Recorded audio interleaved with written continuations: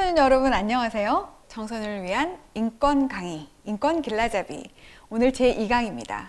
제2강에서는 인권이 어떤 식으로 발전을 해왔나, 인권의 역사에 대해서 제가 여러분들에게 말씀을 드리려고 합니다. 이번 시간에는 세계사 시간에 배운 많은 이야기들이 나올 것으로 생각이 되니까 아주 유익한 시간이 될 거라고 기대하셔도 좋습니다. 첫 번째로 제가 인권의 역사를 얘기하면서 주로 서구를 얘기할 거라고 말씀을 드렸었죠. 그래서 영국과 프랑스와 미국, 인권 종주국이라고 말할 수 있는 이 세 나라의 역사를 잠깐 짚어보고요. 그 다음에 1900년대 초와 현대까지 우리나라를 비롯한 전 세계가 현대적인 인권 규범을 채택하기까지 어떤 일이 있었는지를 여러분들에게 간단하게 설명을 좀 드리겠습니다. 먼저 영국입니다. 1215년 하면 딱 떠오르는 단어가 있죠. 마그나 카르타, 대헌장. 세계사 시간에 열심히 달달달달 외웠을 거라고 생각합니다. 이 마그나 카르타는 당시에 어떤 절대적인 왕권에 대해서 귀족들이 반항을 한 거죠. 그래서 왕이 적법한 절차, 법에 따른 절차에 의하지 않고 자유민을 함부로 구금하거나 또 막 내쫓거나 할 수 없다. 그렇게 해서 최초로 자의적인 국왕의 어떤 권력을 제한하는 그런 문서로 알려져 있습니다. 근데 이때 자유민은 우리 같은 평민은 포함되지 않았어요. 그냥 왕하고 귀족들 사이 그런 정도의 어떤 합의, 그 정도였던 것 같습니다.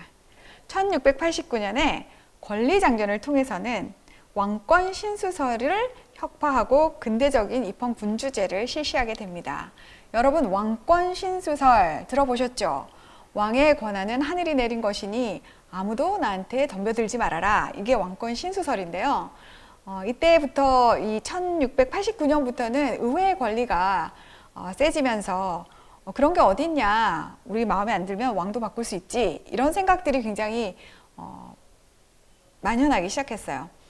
기회가 되신다면 토마스 홉스의 리바이어던이나 다른 여러 가지 정치 사상에 관련된 자유론이라 이런 책들 좀 읽어보시면 좋으실 것 같아요. 아무튼 이 권리장전을 통해서 몇 개의 권리가 정리가 됐었는데 그 중에서는 사람에게는 그 잔혹하거나 너무 이상한 그런 처벌을 하면 안 된다, 이런 내용이 들어있었어요. 여러분, 중세시대의 고문기구 혹시 보신 적 있습니까? 굉장히 이상한 거 많죠. 막 손톱도 뽑고 막 이상하게 막 사람을 정말 이상하게 만드는 그런 고문기구들이 많았기 때문에 그런 것들로 사람들을 괴롭히면 안 된다 하는 내용들이 좀 정리가 됐고요. 국가의 어떤 절대 권력이 개인을 억압하는 데 쓰이면 안 된다, 이런 생각들이 정립이 되기 시작했습니다. 1771년에는 영국에서 노예제도가 폐지가 되었다고 합니다. 사실 귀족이 아닌 평민들, 농민들, 이런 사람들도 인간으로 별로 취급하지 않았던 그런 영국에서 흑인 노예는 사유재산이었죠. 그냥 쓰다가 죽으면 버리는 그런 존재였습니다.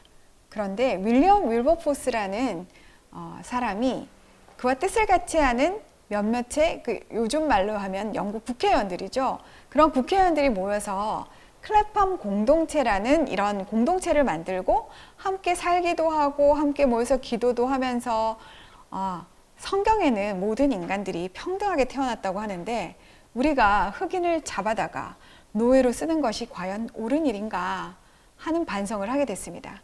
그래서 이분들이 40년 동안 흑인 노예들을 해방시켜주기 위해서 투쟁을 하게 되죠.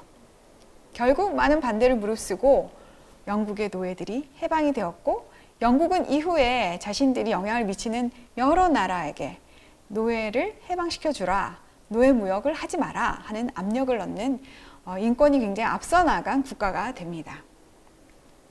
한편 프랑스는 어떠냐? 여러분, 1789년에 프랑스 대혁명 잘 아시죠?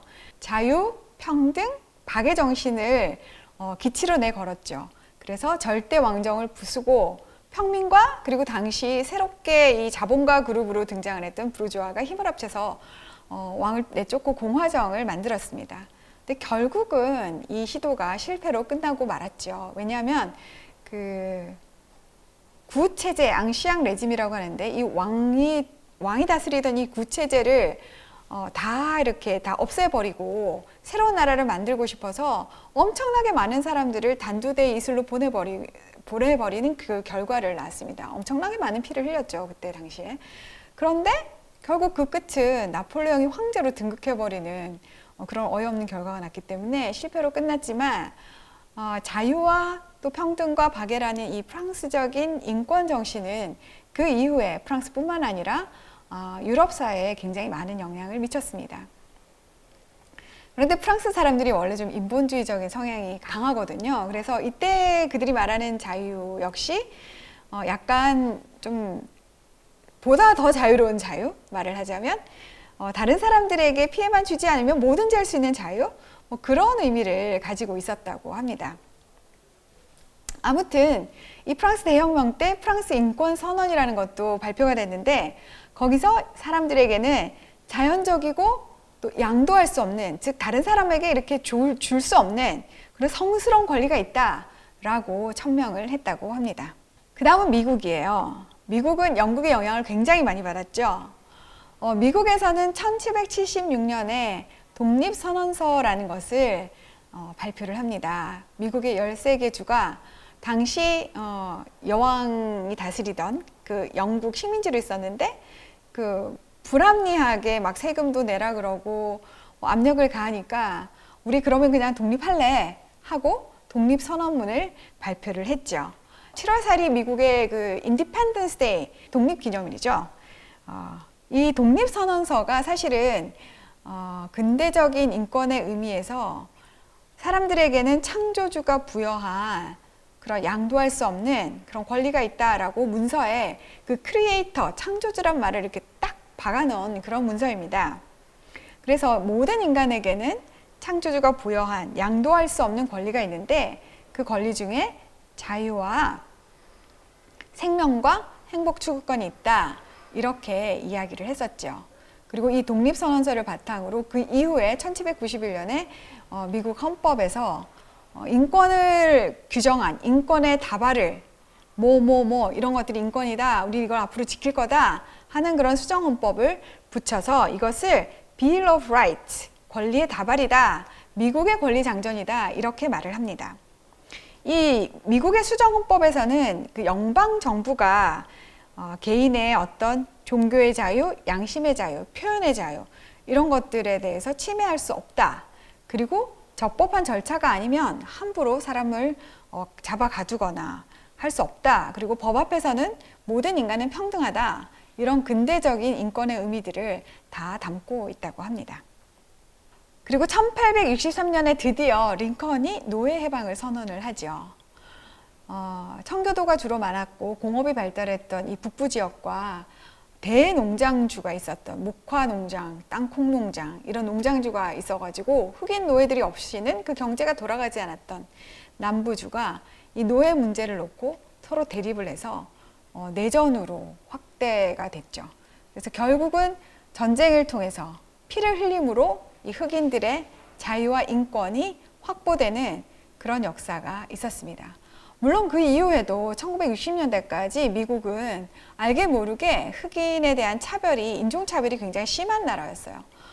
말은 평등하다고 하지만 실제로 이 대접을 하거나 대우하는 면에 있어서는 굉장히 다르게 대우를 한 것이죠. 뭐 화장실도 따로 쓰게 만든다거나, 버스에 뭐 앉지를 못하게 한다거나, 뭐 학교도 같이 못 다니게 한다거나 그런 여러 가지 인권 침해 사례들이 굉장히 많았습니다. 그 결과 오늘날 미국 사회가 그 affirmative action이라 그래서 흑인들에게 좀 더 많은 특권을 부여하는 방식으로 지금까지 당했던 거, 지금까지 이루어졌던 모든 그 억압을 조금 보상해주는 방식으로 인권이 발달하기 시작했습니다. 그러다가 이제 1900년에 들어가면요. 1919년에 제1차 세계대전이 이제 끝난 거 여러분 아시죠? 이 유럽에서 이때부터 처음으로 소수자를 보호하자 이런 개념이 나타나기 시작합니다. 우리 요즘에 소수자 보호 이런 말 굉장히 많이 들으실 텐데 이 개념이 1차 세계대전 이후 유럽에서부터 비롯된 그런 개념입니다. 1차 세계대전이 끝나고 유럽 각국이 이 국경선을 새로 긋기 시작했어요. 그러다 보니까 엉뚱한 일이 좀 생기는 겁니다. 예를 들어 이런 거죠. 제가 폴란드 사람인데 폴란드 사람으로 태어나서 폴란드 국민으로 계속 살고 같은 동네에 살고 있었어요. 근데 1차 세계대전이 끝나서 국경이 이렇게 슬쩍 꺼지면서 제가 어느 날 하루아침에 독일 국민이 되는 겁니다. 선이 이렇게 이 마을을 이렇게 독일 라인 안으로 이렇게 넣어버린 거죠. 그러니 제가 졸지에 독일 국민인데 폴란드 말을 쓰는 폴란드 인종이라는 소수 인종이 돼버린 거예요. 헝가리도 마찬가지예요. 헝가리 사람이고 헝가리 말을 쓰고 그 동네 그대로 살고 있었는데 국경을 이렇게 끊다 보니 다음날 아침 일어나서 체코슬로바키아 국민이 되어 있는 겁니다. 그래서 그때 당시에 국제연맹, League of Nations라는 국제기구를 만들면서 우리가 이렇게 엉뚱하게 딴 나라 국민이 되어버린 사람들을 인종이라든지 종교라든지 언어를 이유로 차별하면 되겠냐? 이들이 원래 있던 나라에서는 소수자가 아니었는데 엉뚱하게 갑자기 소수자가 되어버린 이런 사람들을 헌법 아래에서는 다 평등하게 다 보호를 해줘야지 된다. 이런 거 약속해야지 국제연맹에 들어올 수 있다. 이렇게 약속을 하게 된 거죠. 그리고 더 한 발 더 나아가서 만약에 그런 사람들 중에 누가 개인적으로 자기가 헌법상 보장된 그런 인권을 보장받지 못했으면 개인이 직접 이 국제연맹에다가 막 항의할 수 있는 그런 재판소 이런 것도 만들고 상당히 인권이 진일보하는 그런 계기가 되었습니다. 자, 그러다가 잘 평화롭게 살았으면 좋았을 텐데 2차 세계대전이 또 일어나게 됩니다. 1945년에 2차 세계대전이 끝나고서 이 전쟁을 일으킨 사람들, 즉 전쟁 범죄자들에게 대한 그런 재판이 있었습니다. 두 곳에서 있었는데 하나는 독일에서 뉴렌버그라는 곳에서 있었고 하나는 도쿄에서 있었죠.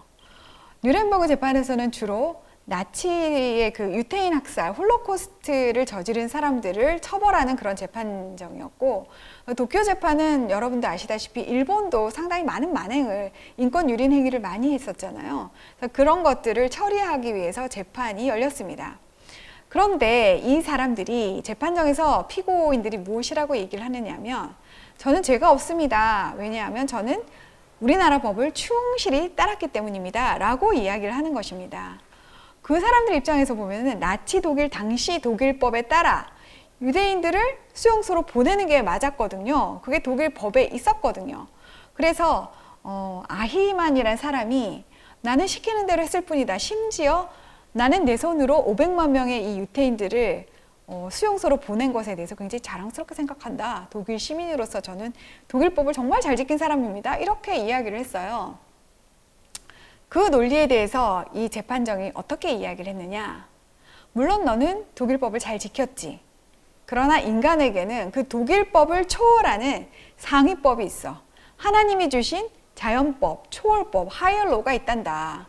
너는 인간으로서 넘어서서는 안 될 그 선을 넘어버렸어. 하나님이 부여한 그 절대적인 도덕의 가치를 넘고 인간으로서 해서 안 될 짓을 했어. 인류에 반하는 그런 범죄를 저질렀다. 그래서 그것을 crime against humanity, 반인도 범죄라고 해서 이 사람들을 그런 근거로 처벌을 했었습니다. 그래서 이 천부인권적인 그 개념들이 마그나 카르타로부터 시작해서 1945년 2차 대전 전범재판까지 면면이 그 정신이 흐르고 있었던 것이죠.